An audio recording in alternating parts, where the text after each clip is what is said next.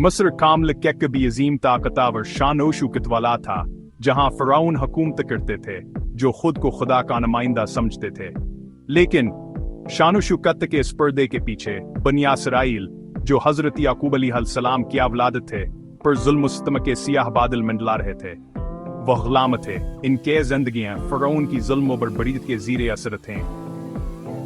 दिखावर तकलीफ के इस दौर में एक पेशीन गोई गई बनी इसराइल में से एक निजात दहिंदा पैदा होगा जो फ़िरौनी की ताकत को ललकारेगा। इस पेशीन गोई से खौफजदा होकर जालिम फ़िरौन ने तमाम नुज़ाइदा बनी इसराइली लड़कों को कत्ल करने का हुक्म दे दिया। इस खौफावर नाअमीदी के माहौल में एक खास बच्चा मूसा अलैहिस्सलाम पैदा हुआ। इनकी वालदा युकाबर गैर मामूली ईमाना और बहादुरी की माल खातून थी। खुदाए इल्हाम से रहनुमाई पाकर उन्होंने अपने बच्चे को एक टोकरी में रखा और उस दरिया नील में बहा दिया, वही दरिया जहां फ़िरौन की बेटी नहाया करती थी।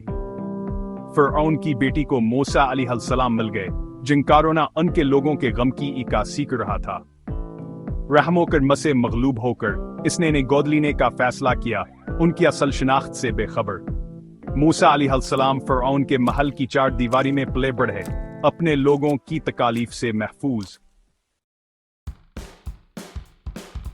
महल में जिंदगी ईशवारामा और आसाइशों से भरी थी, जो बनी इसराइल की बर्दाश्त की जाने वाली मुश्किलात के बिल्कुल बरअक्स थी।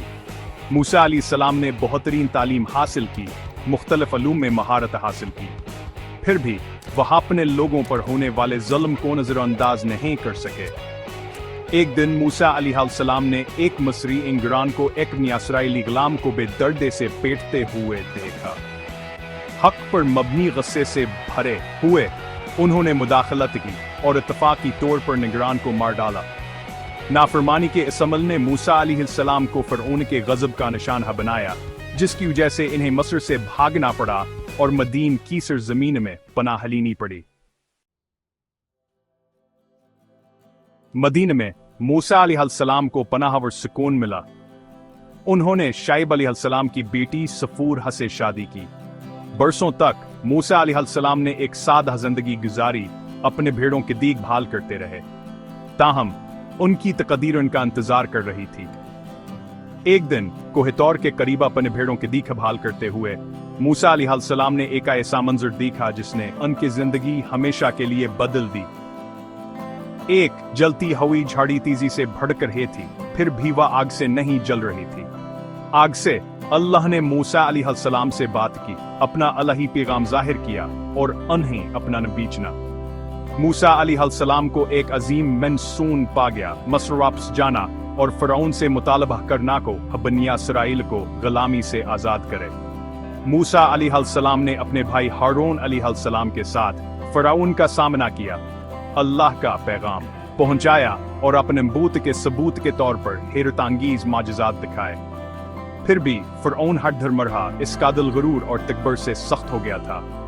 फ़िरौन की नाफरमानी के जवाब में अल्लाह ने मस्र एक के बाद एक आफते नाजिल किए, हर एक पछली से ज्यादा तबाहकन थी। आखिरकार फ़िरौन मान गया और बनी इसराइल को जाने की इजाज़त दे दी। इनका खुरूज खुशी कल महज था, अल्लाह की कुदरत और रहमत का सबूत।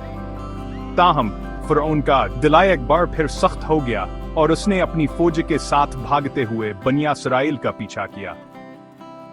पीछा करने वाले मसरियों और वसीओ अरीज बहर कुलज़म के दरमियान फंसे हुए मूसा अलैहिस्सलाम ने खुदाई हकम की रहनुमाई में अपने असा से पानी पर ज़रब लगाए। समंदर माजिज़ाती तौर पर तकसीम हो गया, जिससे बनी इसराइल को महफूज रास्ता मिल गया। जैसे हेमसरी पीछा करते हुए आगे बढ़े, समंदर आन पर बंद हो गया, जिससे इनका ज़ुल्म मुस्तमुख्तम हो गया।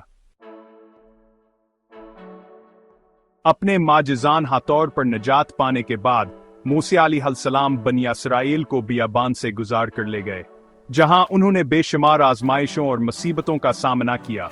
असी दौरान अल्लाह ने कोह तौर पर मूसा अलैहिस्सलाम पर अपना अलही कानून नाजिल किया, जो दिसा हकाम पर कंध था। यह हकाम बनी इसराइल के ईमान की बुनियाद बन गए, जवान की अखलाकिया और रूहानी जिंदगी की रहनुमाई करते थे।